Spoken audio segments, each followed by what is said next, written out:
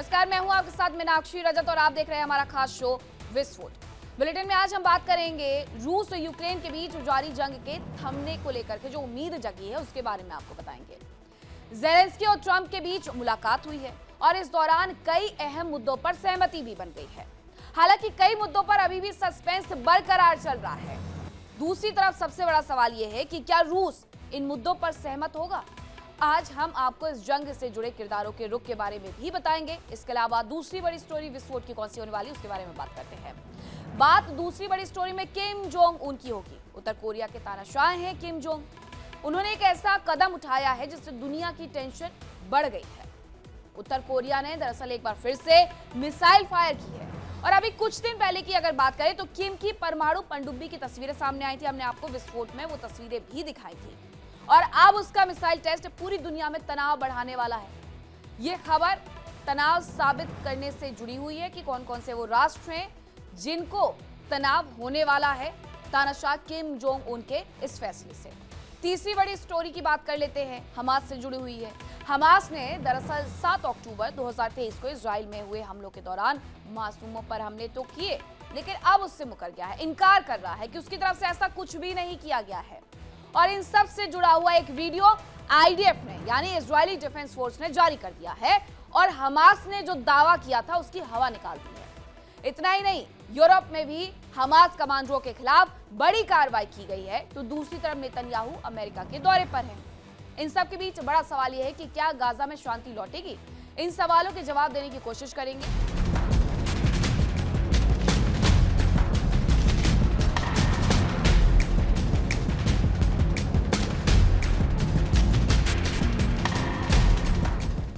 और चलिए बात विस्फोट में सबसे पहले रूस और यूक्रेन की करते हैं, जहां रूस का यूक्रेनी सेना पर ड्रोन अटैक देखने को मिला है और सूमी में यूक्रेनी सेना को यह बड़ा नुकसान पहुंचा है। गुलाईपोले में यूक्रेन को सैन्य ठिकाना पूरी तरीके से तबाह किया गया है। पोक्रोवस्क में यूक्रेन की मशीन गन पोस्ट को तबाह कर दिया गया है और ये कोई पहली बार नहीं है। पिछले 4 सालों से हम देख रहे हैं कि किस तरीके से रूस का जो यूक्रेनी सेना पर है वो ड्रोन अटैक बार बार देखने को मिलता है।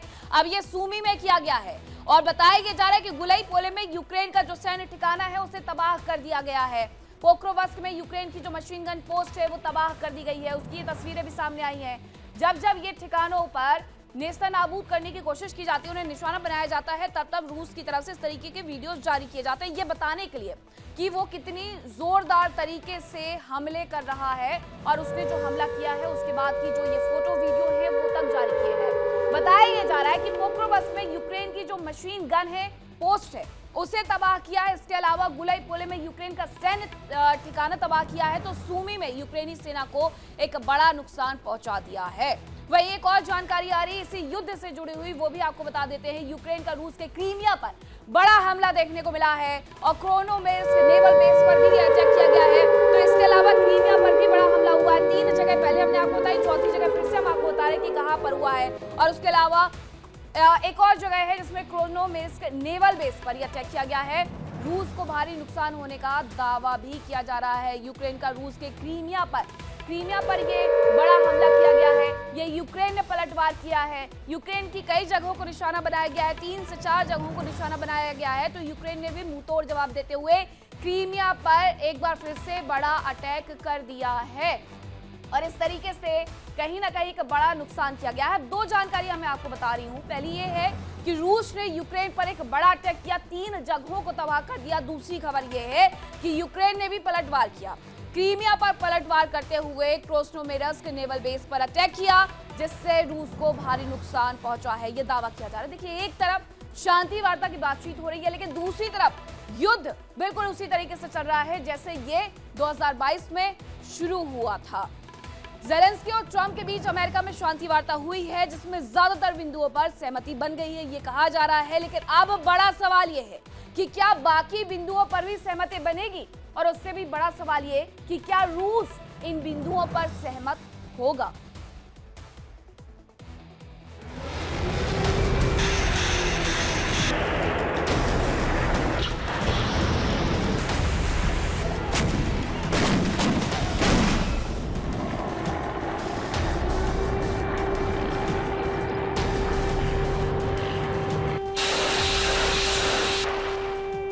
अब थम जाएगा युद्ध।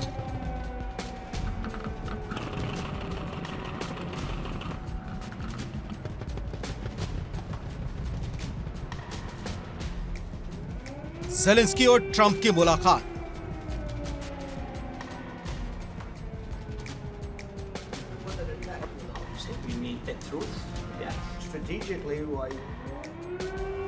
कीव क्रेमलिन के बीच बनेगी बात।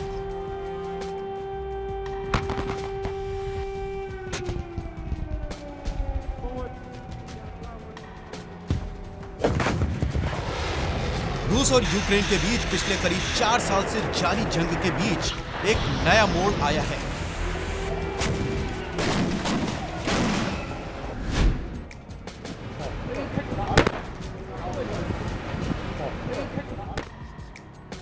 ज़ेलेंस्की ने एक बार फिर अमेरिका में राष्ट्रपति ट्रंप से मुलाकात की, जिसके बाद उम्मीद जताई गई कि अब यह जंग थम सकती है।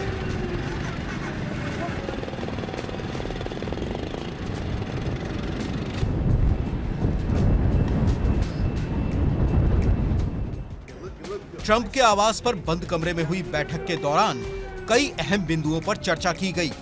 माना जा रहा है कि इसमें रूस और यूक्रेन के बीच विवादित बिंदुओं में से ज्यादातर पर सहमति बन गई।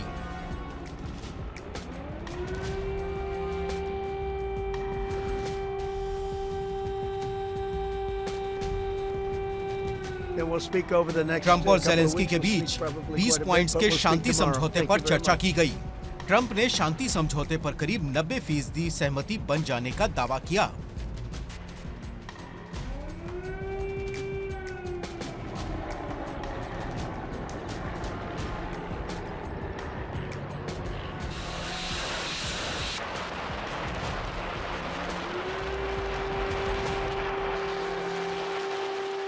Had a terrific meeting.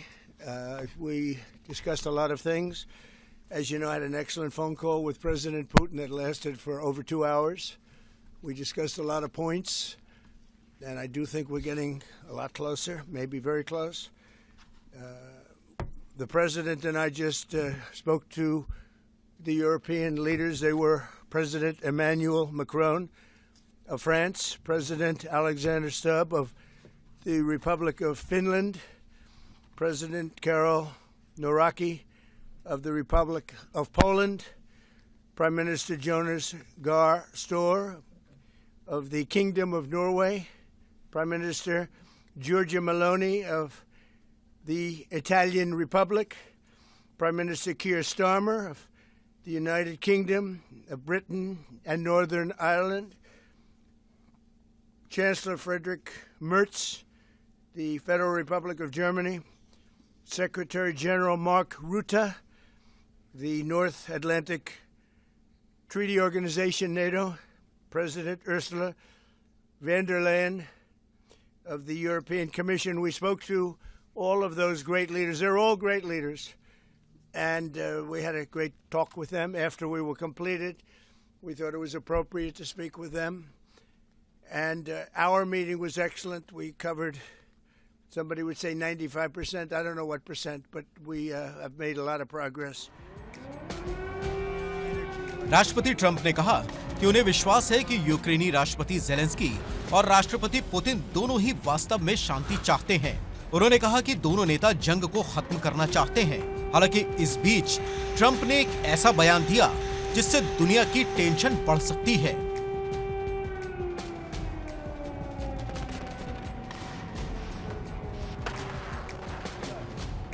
Trump ने माना कि इस वार्ता के बाद अगर बात बनी तो अगले कुछ हफ्तों में ही जंग थम जाएगी, बंदूकें और तोपें शांत हो जाएंगी। लेकिन अगर बात नहीं बनी तो युद्ध लंबा चल सकता है।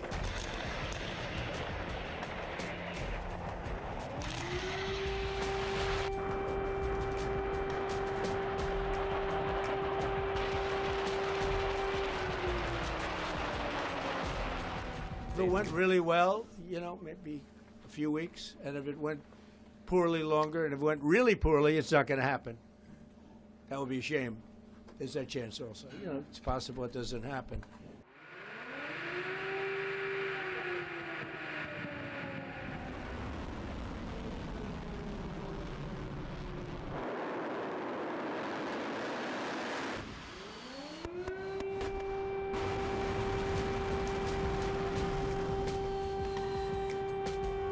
ट्रंप से बातचीत के बाद जेलेंस्की ने उम्मीद जताई कि ये जंग थम सकती है। उन्होंने कहा कि अमेरिका और यूक्रेन की टीम के बीच अच्छी बातचीत हुई और कई मुद्दों पर लगभग 100% सहमति बन गई है। जेलेंस्की के मुताबिक यूक्रेन स्थायी शांति की ओर बढ़ना चाहता है।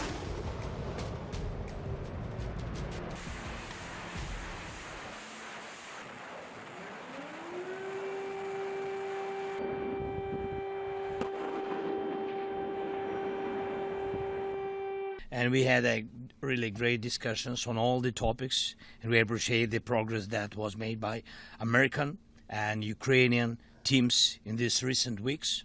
Special thanks to Steve Witkoff and Jared Kushner, and thank you to for their engagement and full commitment, and also to our team, and first of all to Rustem Umerov and General Gnatov, and to all our teams. And we discussed all the aspects of the peace framework, which includes, and we have great achievements, 20-point peace plan, 90% agreed, and U.S.-Ukraine security guarantees, 100% agreed. U.S.-Europe-Ukraine security guarantees, almost agreed. Military dimension, 100% agreed. Prosperity plan being finalized, and we also discussed the sequencing of the following actions. And we agree that security guarantees is a key milestone in achieving lasting peace, and our teams will continue working.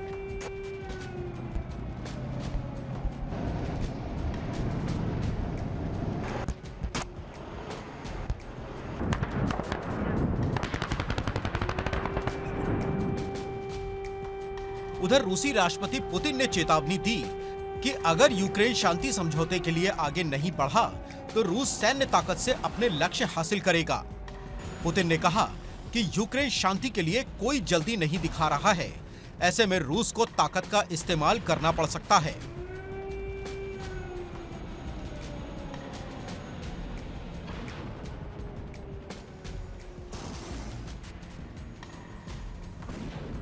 Trump और Zelensky के बीच शांति वार्ता के दौरान करीब 90% बिंदुओं पर सहमति बन गई। इस दौरान यूक्रेन को सुरक्षा गारंटी पर दोनों ही पक्ष 100% सहमत हो गए। खबरों के मुताबिक क्षेत्रीय विवाद को सुलझाने के लिए जेलेंस्की जनमत संग्रह कराने के पक्ष में है, लेकिन ट्रंप का कहना है कि पुतिन जनमत संग्रह के लिए तैयार नहीं है।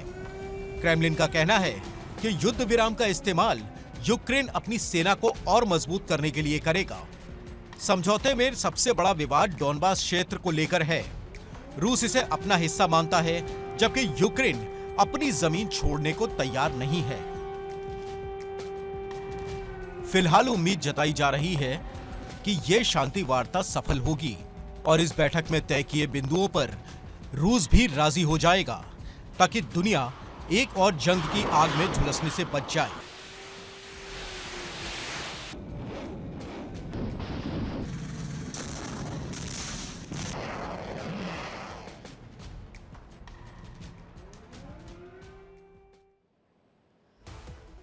तो रूस यूक्रेन के बीच में जो चल रहा है उसके बारे में आपने जान लिया। अब मैं आपको बताती हूँ कि रूस के खिलाफ किस तरीके से तैयारी में यूरोप जुटा हुआ है। और जर्मनी से जुड़ी हुई जानकारी ये है कि जर्मनी MQ-9B ड्रोन खरीदने वाला है। रूस के खिलाफ तैयारी में जुटा हुआ है यूरोप के जो तमाम देश है वो तैयारी कर रहे हैं, क्योंकि रूस की तरफ से बार बार ये कहा जा रहा है कि वो जंग के लिए तैयार है। अब ऐसे में जर्मनी ने तैयारी की MQ-9B ड्रोन खरीदने की, और समंदर में जो सूचनाएं हैं उन्हें जुटाने के लिए ये ड्रोन खरीदा जा रहा है। कि समंदर में आखिरकार क्या हलचल चल रही है, किस देश की तरफ से उसके जो जहाज हैं वो उतारे जा रहे हैं, शिपयार्ड उतारे जा रहे हैं, ये पूरी जानकारी जर्मनी को मिल सके, इसीलिए उसने MQ-9B ड्रोन खरीदने का फैसला कर लिया है, ताकि आगे अगर रूस की तरफ से किसी भी तरीके से कोई हमला किया जाता है तो वो पूरी तरीके से अपने आप को सुरक्षित रख सके, सचेत रख सके। इसीलिए ये MQ-9B ड्रोन उसकी तरफ से खरीदने की जो तैयारी है वो कर ली गई है, और समुद्र में जो कुछ भी होगा उसके बारे में वो पूरी जानकारी निकालेगा। इस बीच एक और खबर आ रही है, वो भी मैं आपको बता देती हूँ। खबर ये है कि फिनलैंड एयरफोर्स की जो खास ड्रिल है वो चल रही है। ये जो खास ड्रिल है वो थोड़े बहुत चौड़े हाईवे पर नहीं, बल्कि 100 फीट चौड़े हाईवे पर जेट को उतारा गया। कौन सा जेट है ये? अमेरिका का F-35 फाइटर जेट उतारा गया है। रूस के निशाने पर हो सकते एयरबेस हाईवे से उड़ान भरते हैं, ताकि ये कभी भी अगर उड़ान भरने के लिए जरूरत पड़े तो ये कर सकते हैं। ये 100 फीट बताया जा रहा है। इसे रनवे के तौर पर इस्तेमाल किया जा रहा है। F-35 है ये, और रूस के निशाने पर कई एयरबेस हो सकते हैं, ऐसी जानकारी है। इसलिए हाईवे से उड़ान भर सकता है ये फाइटर जेट। इसीलिए ये जो पूरी तैयारी है, जो ड्रिल है, वो की गई है। रूस यूक्रेन युद्ध की जो तैयारी है, उसमें यूरोप की जो तैयारियां हैं उन पर जरा गौर फरमाइए कि जर्मनी MQ-9 भी खरीद रहा है, तो वहीं दूसरी तरफ फिनलैंड ने F-35 फाइटर जेट को उतारा है और उसके साथ एक खास ड्रिल की है।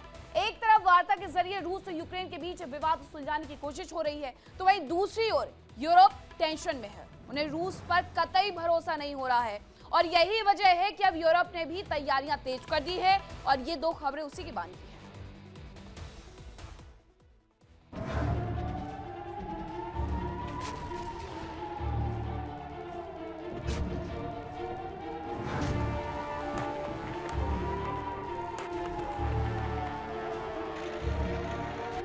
जहां एक ओर अमेरिका में शांति वार्ता हुई, तो उससे पहले ही रूसी सेना ने यूक्रेन के अलग अलग इलाकों को जबरदस्त दहलाया।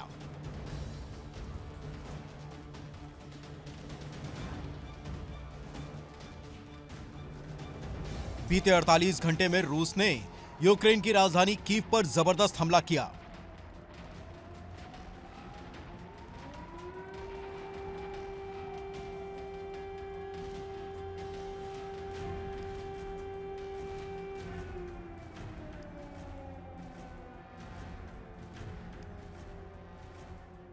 रूस ने कीव पर बड़े पैमाने पर मिसाइल और ड्रोन से अटैक किया।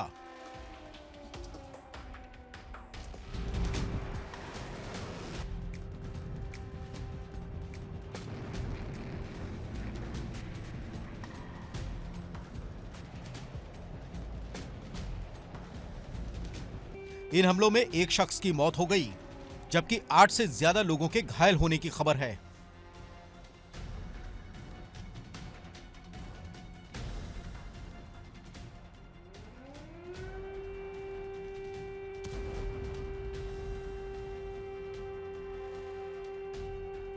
रूस की सेना ने कीव के कई इलाकों पर जबरदस्त हमला किया।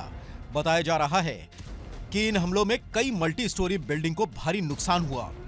राजधानी कीव के ऊर्जा संसाधनों को भी भारी नुकसान होने की खबर है, जिससे कई इलाकों में अंधेरा छा गया।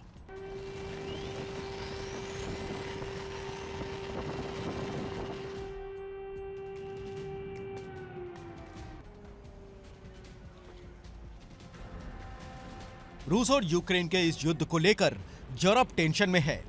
यूरोप मान रहा है कि अगर यूक्रेन पर रूस का कब्जा हुआ तो इससे रूस के हौसले बढ़ेंगे और अगला नंबर यूरोपीय देशों का हो सकता है। और अगर जल्दी ही शांति समझौता नहीं हुआ तो रूस इसका दोष यूरोप पर मढ़ देगा।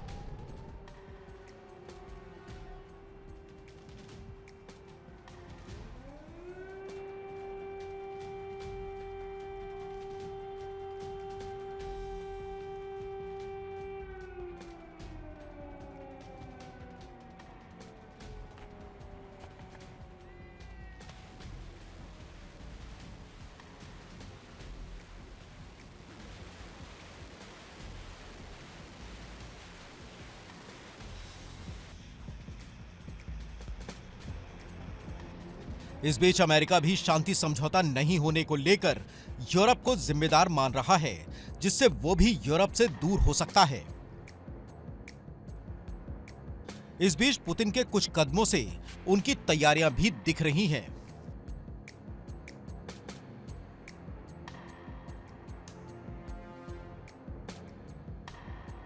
न्यूक्लियर सबमरीन तैनात।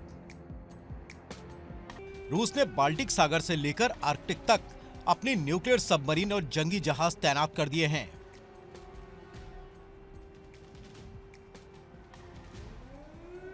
माना जा रहा है कि रूस यहां से बाल्टिक देशों को निशाना बना सकता है।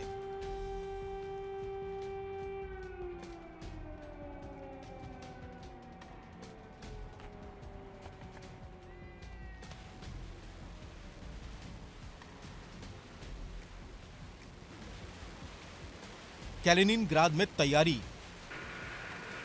रूस ने कैलिनिनग्राद में अपनी मिसाइल साइलो तैयार कर लिए हैं। यहां परमाणु मिसाइलें वॉर रेडी की जा चुकी हैं। और एशनिक तैनात। रूस ने अपने सहयोगी देश बेलारूस में कई जगह ओरेशनिक मिसाइलें तैनात कर दी हैं। ये मिसाइलें परमाणु हथियार ले जाने में सक्षम हैं। ऐसे में यूरोपीय देशों की टेंशन बढ़ी हुई है।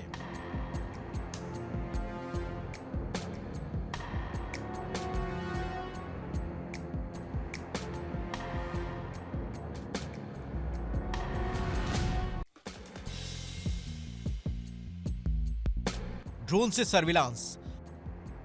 रूस लगातार आर्कटिक से लेकर बाल्टिक तक ड्रोन सर्विलांस के जरिए सूचनाएं जुटा रहा है। अब तक 15 से ज्यादा देशों में रूस की ड्रोन की घुसपैठ हो चुकी है। माना जा रहा है कि इसके जरिए रूस जंग से संबंधित सूचनाएं जुटा रहा है ताकि वो अपनी तैयारियों को धार दे सके।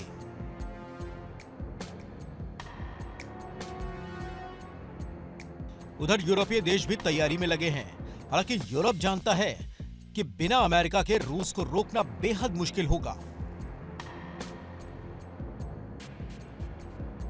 क्योंकि रूस की ताकत के आगे संयुक्त यूरोप की ताकत भी पर्याप्त नहीं है।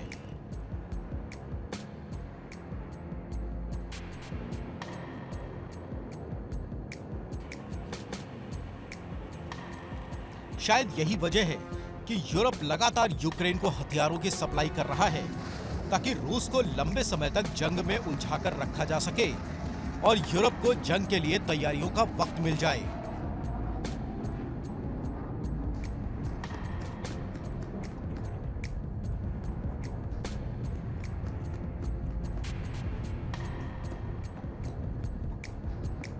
यूक्रेन ने पिछले कुछ दिनों में ऑयल रिफाइनरियों पर हमलों में स्टॉर्म शैडो मिसाइलों का इस्तेमाल किया।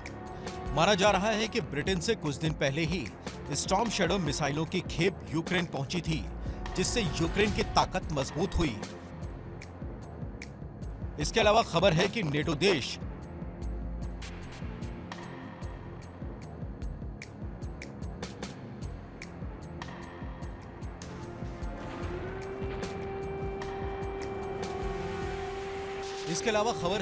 देश रोमानिया में भी हथियारों का एक स्टोरेज बनाया जा रहा है ताकि यूक्रेन को यहां से भी हथियारों की सप्लाई की जा सके।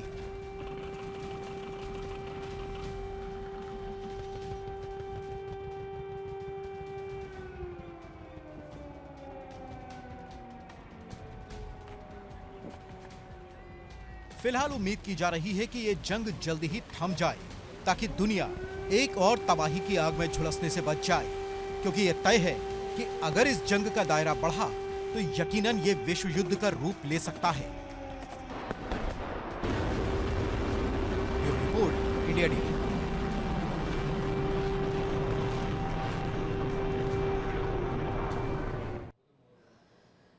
और अब बात उत्तर कोरिया की कर लेते हैं, क्योंकि उत्तर कोरिया ने मिसाइल का परीक्षण किया है। कौन सी मिसाइल है ये? लॉन्ग रेंज क्रूज मिसाइल है, जिसका टेस्ट किया गया है। टेस्ट के दौरान खुद किम जोंग उन, जो कि तानाशाह हैं कोरिया के, वो मौजूद रहे। इस दौरान उत्तर कोरिया ने इसके पहले भी कुछ तस्वीरें जारी की थी, जिसके बाद दुनिया भर में हलचल बढ़ गई थी कि आखिरकार वो सबमरीन के साथ करने क्या वाले हैं। इन सब के बीच लॉन्ग रेंज क्रूज मिसाइल का उनकी तरफ से टेस्ट किया गया है। पहले से उत्तर कोरिया के पास इतनी सारी लॉन्ग रेंज क्रूज मिसाइल भरी पड़ी हुई है, इंटरकॉन्टिनेंटल बैलिस्टिक मिसाइल भरी पड़ी हुई है, कि अगर उसने एक बार में उसका इस्तेमाल कर लिया तो अमेरिका के 48 शहरों को एक बार में तबाह कर सकता है। लेकिन इन सब के बीच जानकारी ये मिली है कि एक और लॉन्ग रेंज क्रूज मिसाइल का टेस्ट किया गया है और इस दौरान खुद तानाशाह किम जोंग उन भी मौजूद रहे हैं। अब ऐसे में आप समझ जाइए कि जो तैयारी है वो साउथ कोरिया की कहीं ना कहीं बड़ी दिखाई दे रही है। तो अब एक और जानकारी आ रही है, वो भी आपको बता देते हैं, और ये साउथ कोरिया से जुड़ी हुई है। साउथ कोरिया ने अमेरिकी M270A2 रॉकेट को दागा है। पहली बार तैनात किए गए हैं रॉकेट लॉन्चर उत्तर कोरिया बॉर्डर के करीब तैनात हो सकते हैं ये लॉन्चर्स, ये बताया जा रहा है। देखिए, उत्तर कोरिया और दक्षिण कोरिया में एक लंबे समय से विवाद चल रहा है, लेकिन इन सब के बीच जो साउथ कोरिया है उसकी तरफ से कुछ मिसाइलें भी दाग दी गई है। अब उत्तर कोरिया अपनी तैयारी अलग कर रहा है, तो ऐसे में क्या फिर से उत्तर कोरिया और दक्षिण कोरिया के बीच में एक बार फिर से जंग छिड़ने वाली है? ये बड़ा सवाल खड़ा हो जाता है। दो जानकारियां हैं, एक तरफ उत्तर कोरिया की तरफ से एक बैलिस्टिक मिसाइल का परीक्षण किया गया है, क्रूज मिसाइल का परीक्षण किया गया है। दूसरी तरफ तस्वीर आई है कि दक्षिण कोरिया ने भी अमेरिकी M270A2 रॉकेट दाग दिए हैं और ये उत्तर कोरिया बॉर्डर के करीब तैनात हो सकते हैं लॉन्चर्स। वहां पर लॉन्चिंग पैड बना करके इन्हें वहां से लॉन्च किया जा सकता है। किम जोंग उन की नई सनक के बारे में अब आपको बताते हैं, जिसे लेकर के दुनिया टेंशन में है। दरअसल उत्तर कोरिया ने एक बार फिर से क्रूज मिसाइल का परीक्षण किया है। अब आइए आपको बताते हैं कि किम के पिछले कुछ दिनों में उठाए गए ऐसे कदम से जो लोगों को परेशान कर रहे हैं।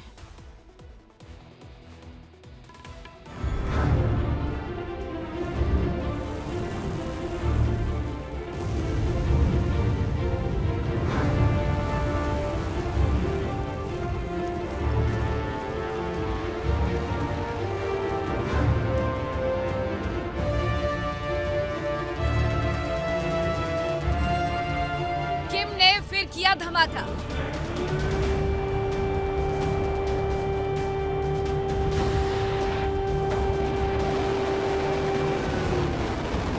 क्रूज मिसाइल का टेस्ट।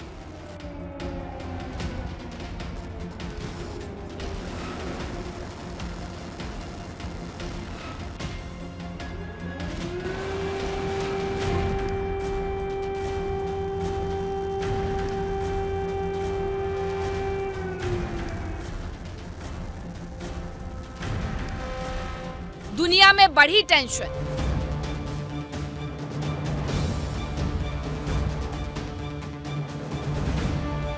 उत्तर कोरिया ने एक बार फिर दुनिया को दहशत में डाल दिया है। किम जोंग उन के एक कदम से दुनिया में तनाव बढ़ गया है।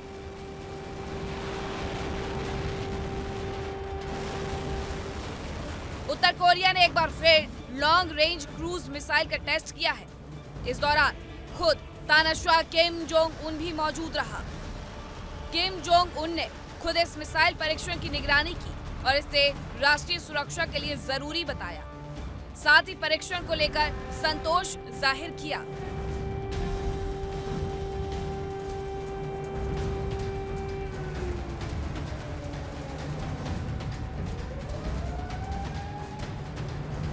दावा किया जा रहा है कि मिसाइलें कोरियाई प्रायद्वीप के पश्चिम से उड़ी और अपने लक्ष्य पर सटीक निशाना साधा।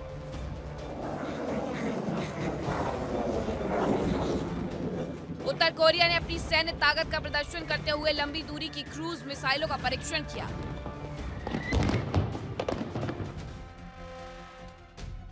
उत्तर कोरिया का दावा है कि यह परीक्षण देश की परमाणु प्रतिरोधक क्षमता को जांचने के लिए किया गया था।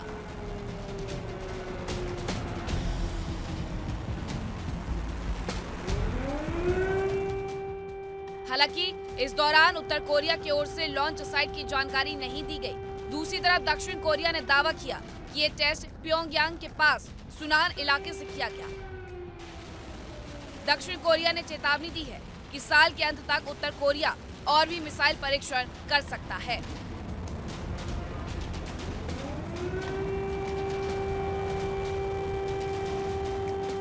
क्रूज मिसाइलों को बेहद खतरनाक माना जाता है क्योंकि ये मिसाइलें कम ऊंचाई पर उड़ने और रडार से बच निकलने में सक्षम होती हैं। विशेषज्ञों के अनुसार उत्तर कोरिया के क्रूज मिसाइलों का इस्तेमाल अमेरिका के खिलाफ किया जा सकता है। इससे अमेरिका के जंगी जहाजों और एयरक्राफ्ट कैरियर्स को निशाना बनाया जा सकता है।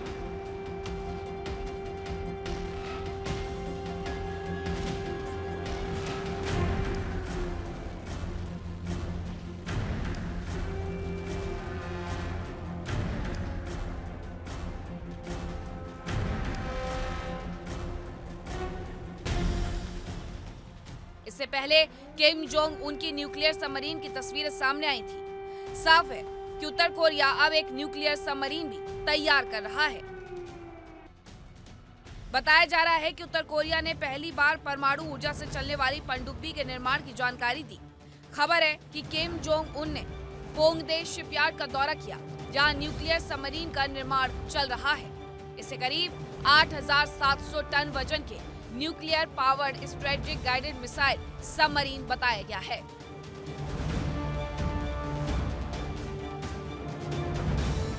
विशेषज्ञों के मुताबिक तस्वीरों में पनडुब्बी का प्रेशर हल लगभग तैयार दिखाई देता है।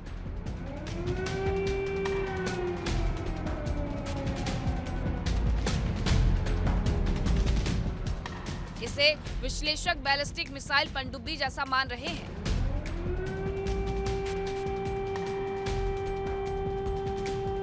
माना जा रहा है कि इसमें अत्यधिक संवर्धित यूरेनियम का इस्तेमाल किया जा सकता है, जिससे इसके रिएक्टर को लंबे समय तक दोबारा ईंधन भरने की जरूरत नहीं पड़ेगी।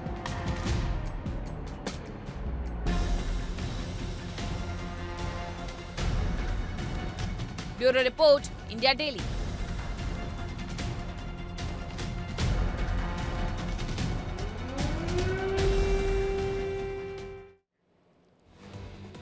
तो आपने देखा कि किस तरह किम जोंग उन ने दुनिया को टेंशन में डाल दिया है। अब आइए आपको दिखाते हैं कि किम के तरकश में मौजूद वो हथियार जो यूरोप और अमेरिका में भी तबाही मचा सकते हैं।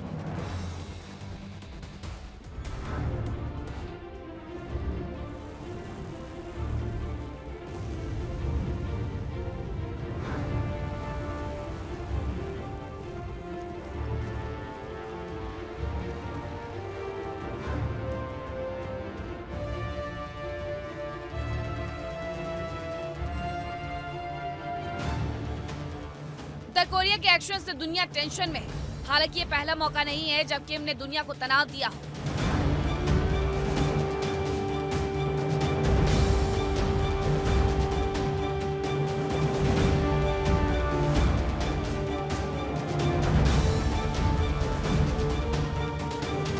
इससे पहले भी कई बार किम जोंग उन दुनिया को तनाव में डाल चुका है।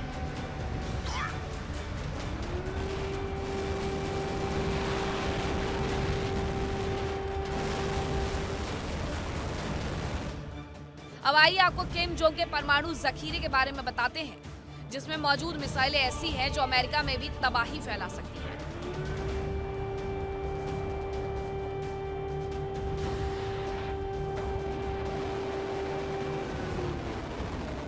इन तीनों लॉन्ग रेंज मिसाइलों के नाम हैं हॉन्सोंग 9, हॉन्सोंग 10 और हॉन्सोंग 14। ये मिसाइलें एक झटके में अमेरिका के 48 शहरों पर निशाना साध सकती हैं। हॉन्सोंग 9। हॉन्सोंग 9 को स्कूड ER भी कहा जाता है। इसकी रेंज करीब 620 मील है। उत्तर कोरिया की ये मिसाइल आसानी से पूरे दक्षिण कोरिया और जापान के दक्षिण पश्चिमी हिस्से को भी निशाना बना सकती है। ये मिसाइल कन्वेंशनल एक्सप्लोसिव केमिकल या न्यूक्लियर वॉरहेड तक ले जा सकती है। खास बात यह है कि ये मिसाइल मोबाइल लॉन्चर्स पर चलती है, मतलब इसे ढूंढना और रास्ते में रोकना बेहद मुश्किल है। हॉन्सोंग 10। हॉन्सोंग 10 को BM-25 मुसुडेन के नाम से भी जाना जाता है। इसकी रेंज करीब 2000 मील है। यानी ये मिसाइल अमेरिका के गुआम जैसे अहम सैन्य ठिकानों को नेस्तनाबूद कर सकती है। ये मिसाइल करीब 2600 पाउंड का वॉरहेड ले जाने की क्षमता रखती है। ये मिसाइल अमेरिका के प्रभाव वाले पैसिफिक इलाके में तबाही ला सकती है।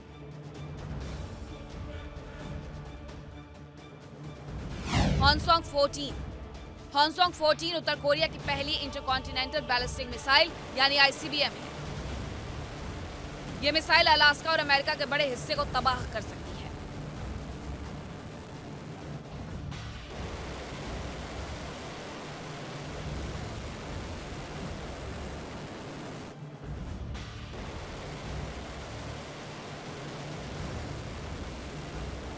इससे पहले खबर आई थी कि किम जोंग किसी भी समय दुनिया को एक और परमाणु परीक्षण से दहला सकता है। इसके लिए उत्तर कोरिया के वैज्ञानिकों ने तैयारी कर ली है। सेना ने भी सभी संसाधन जुटा लिए हैं। केवल किम जोंग उनकी मंजूरी का इंतजार है।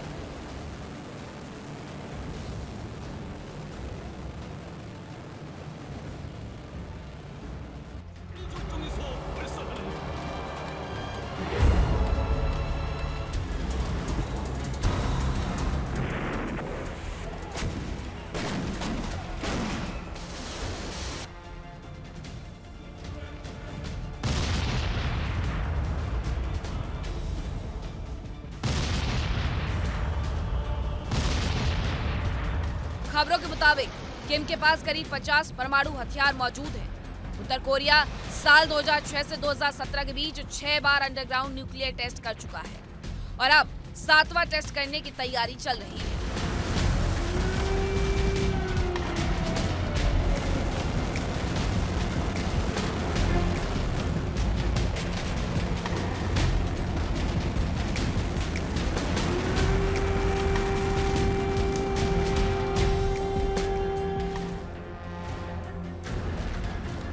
बताया जा रहा है कि ये टेस्ट पुंगेरी इलाके में किया जा सकता है। फिलहाल किम जोंग की न्यूक्लियर सबमरीन ने दुनिया में तहलका मचा दिया है।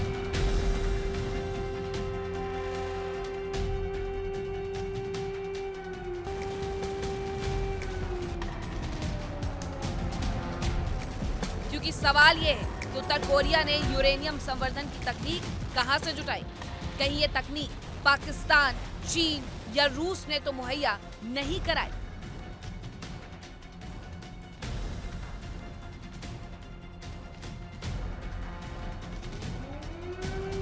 Bureau report, India daily.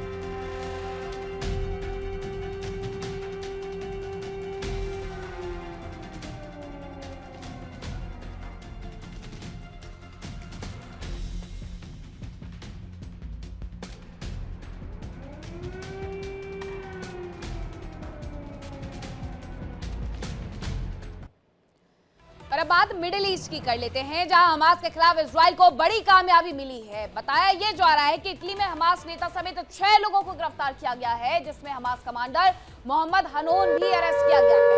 Israel की सूचना के आधार पर यह कार्रवाई की गई है, जिसमें इटली में हमास नेता समेत 6 लोगों को गिरफ्तार कर लिया गया है। ये बड़ी कामयाबी है इजराइल के लिए, क्योंकि उसका साफ तौर पर यह कहना है कि हमास के किसी भी आतंकवादी को वो छोड़ेगा नहीं। लेकिन इन सब के बीच 6 लोगों की गिरफ्तारी हुई है, वो भी इटली में हुई है। लेकिन इन सब के बीच जो हमास है, इजराइल है, उसके बीच लगातार जो जंग है वो इसी तरीके से चलते जा रही है। हालांकि ये बात सामने आ रही है कि शांति समझौते पर दोनों लोग तैयार होंगे, लेकिन अभी ये पूरा युद्ध शांति वार्ता की तरफ जाते हुए नजर नहीं आ रहा है। तो जानकारी ये है कि हमास के खिलाफ इजराइल को बड़ी कामयाबी मिली, जिसमें इटली में हमास का जो नेता है उसे गिरफ्तार किया गया और उसके समेत 6 लोगों की गिरफ्तारी हुई है। हमास का कमांडर इसमें शामिल है, जिसका नाम मोहम्मद हनोन बताया जा रहा है।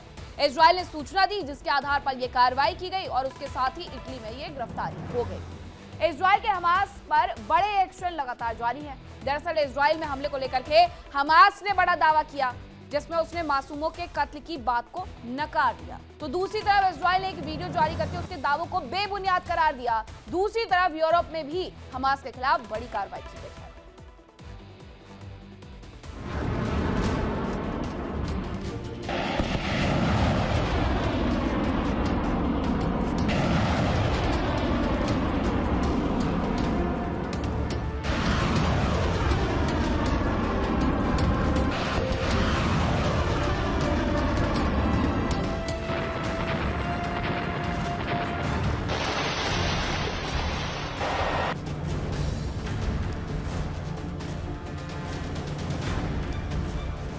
हमास पर इजराइल का एक्शन।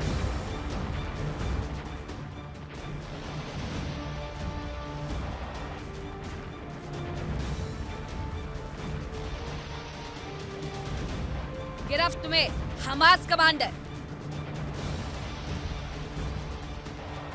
गाजा में लौटेगी शांति।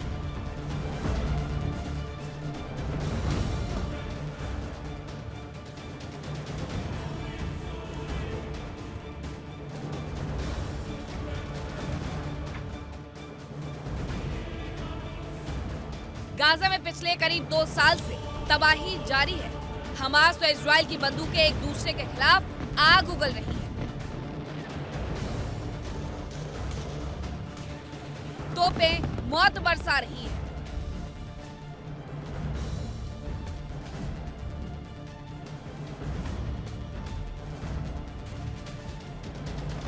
और इन दोनों के बीच मासूम लोग पिस रहे हैं।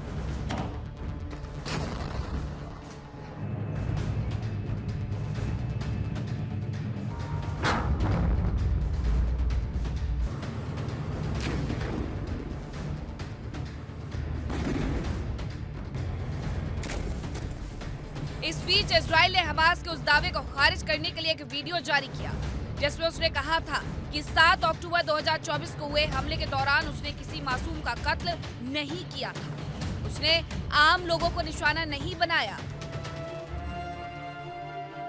इजराइल ने एक 10 मिनट का वीडियो जारी किया, जिसके जरिए हमास की बर्बरता दिखाने की कोशिश की गई।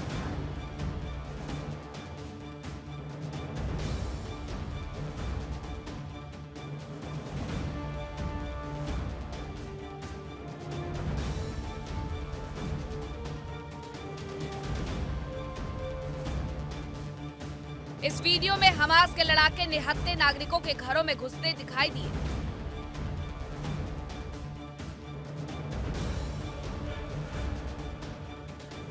वीडियो में साफ दिखा कैसे बच्चों और बुजुर्गों को बेरहमी से मौत के घाट उतार दिया गया।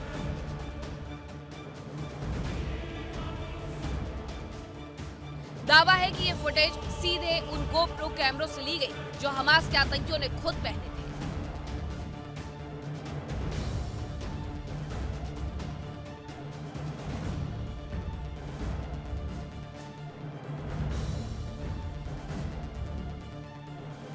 वीडियो से आईडीएफ ने साफ किया कि हमास का हमला पूरी तरह से प्लान था। दरअसल हमास ने 42 पन्नों का एक स्पष्टीकरण पेश किया था, जिसमें कहा गया था कि 7 अक्टूबर 2023 को इजराइल में किए गए हमलों में किसी मासूम नागरिक की हत्या नहीं की गई थी। इस बीच खबर है कि इजराइल ने हमास को बड़ा झटका दिया। इटली में हमास के एक वरिष्ठ नेता की गिरफ्तारी की गई।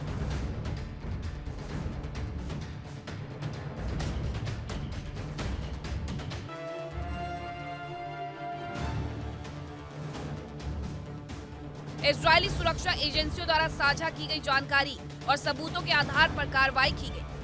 गिरफ्तार किए गए लोगों में हमास नेता मोहम्मद हनून भी शामिल है।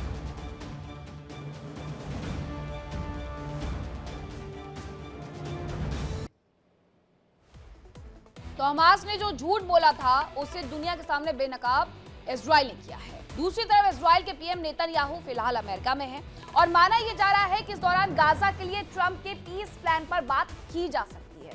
तो चलिए आपको बताते हैं कि गाजा के लिए ट्रंप का पीस प्लान आखिरकार है क्या।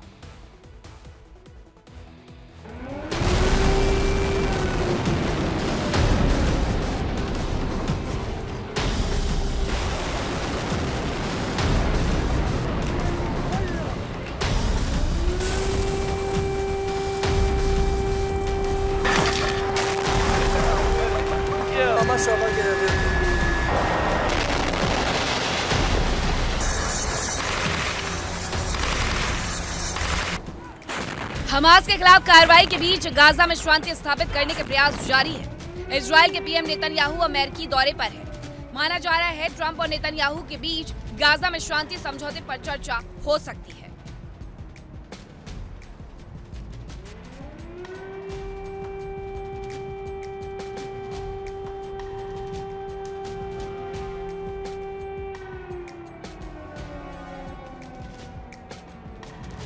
अब आइए आपको बताते हैं कि अमेरिका ने गाजा के लिए क्या प्लान तैयार किया है।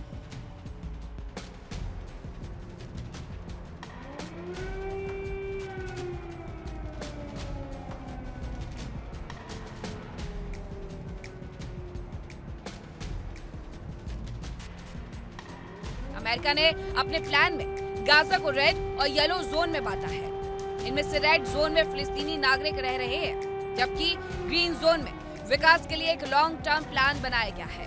इस हिस्से पर इंटरनेशनल सिक्योरिटी फोर्स यानी आईएसएफ और इजरायली सेना का कंट्रोल रहेगा, जबकि फिलिस्तीनी आबादी वाले दूसरे हिस्से को फिलहाल खंडर ही रहने दिया जाएगा। फिलहाल लगभग सभी फिलिस्तीनी रेड जोन में विस्थापित हो गए हैं। इन दोनों इलाकों के बीच एक येलो लाइन खींची गई है।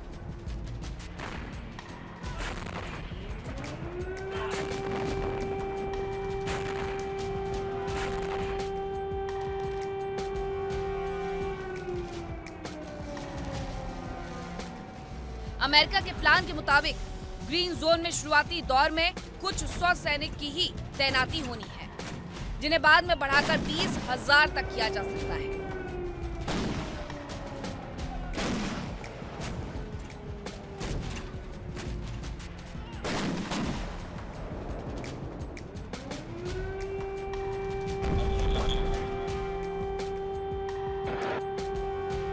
अब आइए आपको बताते हैं कि गाजा में यह संघर्ष कब शुरू हुआ।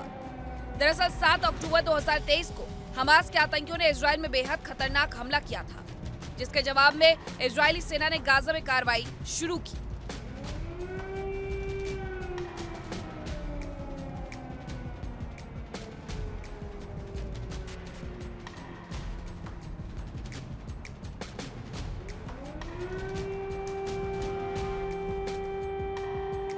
हमास के आतंकियों ने इजराइल के अंदर भीषण कत्लेआम मचाया था। उन्होंने सरहद पर बनी दीवार और कंटीली तारों को काटा और भारी सुरक्षा के बावजूद जमीन, समुद्र और आसमान के रास्ते इजराइल पर हमला बोला। इस दौरान कई लड़ाके पैराग्लाइडर्स के जरिए इजराइल में दाखिल हुए। इससे पहले इजराइल समेत पूरी दुनिया ने शायद इतना भीषण हमला नहीं देखा था। हमास के आतंकियों ने करीब 1200 लोगों की जान ले ली, जिनमें से अधिकतर आम नागरिक थे।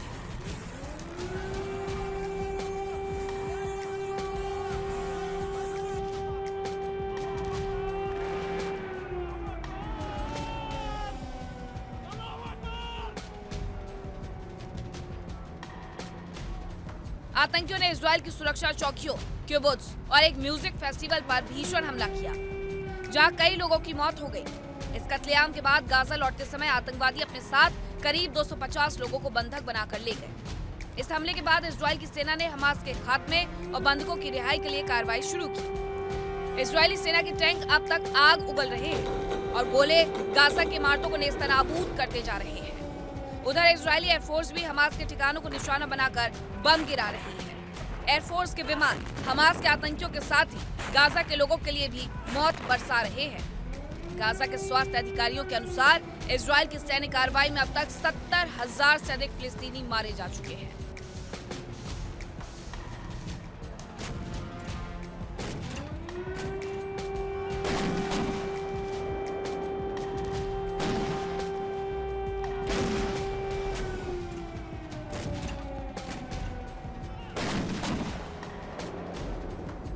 फिलहाल एक ओर हमास ने अपने हथियार रखने का ऐलान किया, तो वहीं दूसरी ओर इजरायली सेना का एक्शन जारी है। ऐसे में इस क्षेत्र में तनाव बढ़ने की आशंका जताई जा रही है। हालांकि इस बीच ट्रंप की शांति योजना आगे बढ़ रही है और उम्मीद जताई जा रही है कि इससे इलाके में शांति लौटेगी और लोग फिर से खुशहाल होंगे। Bureau report, India daily. और चलिए एक बार फिर से आपको रूस और यूक्रेन के बीच जारी जंग के मैदान में ले चलते हैं, जहां से एक बड़ी जानकारी निकल करके सामने आ रही है कि यूक्रेन का रूस के नोवोसिर्स्क पर हमला देखने को मिला है। रिफाइनरी पर यह हमला हुआ है और यूक्रेन का रूस की नोवोसिर्स्क रिफाइनरी पर जो हमला हुआ है उसके बाद वहां पर भीषण आग लग गई है। यूक्रेन के Su-24 से लॉन्च की गई मिसाइल स्टॉर्म शैडो मिसाइल से ये अटैक किया गया है। ये वो रिफाइनरी है जिसका जिक्र हम कर रहे हैं, जिसमें ये आग लगी है। स्टॉर्म शैडो मिसाइल का उपयोग इस दौरान किया गया है, ये जानकारी मिल रही है।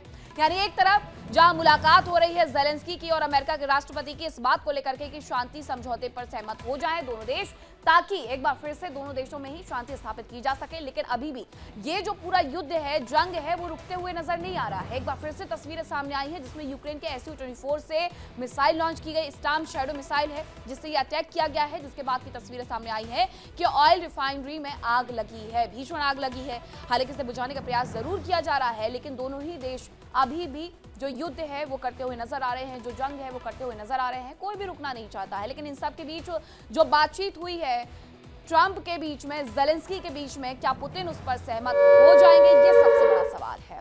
फिलहाल विस्फोट में आज के लिए इतना ही। कल फिर होगी मुलाकात कुछ नई खबरों के साथ।